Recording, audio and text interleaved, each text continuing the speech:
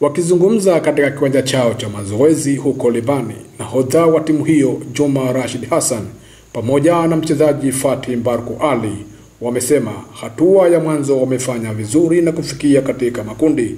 Hivyo wamewaomba wadau kujitokeza ili kuipa hamasa timu hiyo kama ilivyokuwa awali. Leo tunaelekea katika mchezo wetu wa kwanza katika hatua ya 8 bora, tukiwa pamoja na wachezaji wenzetu pamoja na viongozi wetu wa timu. Na kiukweli tumejipanga katika hatua 8 bora ili kuendeleza historia yetu ambayo tuko nayo. Tulianza ligi tukacheza mechi 12 hatujapoteza hata mechi moja, na tukafanikiwa kuipata nafasi ya mwanzo tukiwa hatujafungwa kwa hatua ya mwanzo, na sisi ndio wafunguzi wa ligi hatua 8 bora.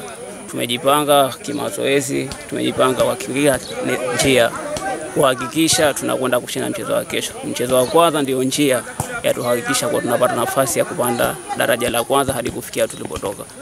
New Star iko vizuri kwa sasa na tunajipanga kuirejesha ligi kuu kwa hali yoyote ile. Kwa hivyo tunahitaji mashirikiano pamoja na viongozi, watu mbalimbali, wana michezo wote wajitokeze ili kuweza kutusaidia kwa hali moja ama kwa njia yoyote ile.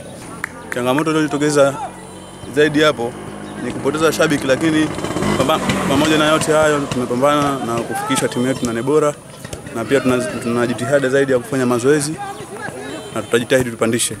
Nikiripoti kutoka Kisiwani Pemba, michezo na burudani, ni mimi Maulid Hamisi.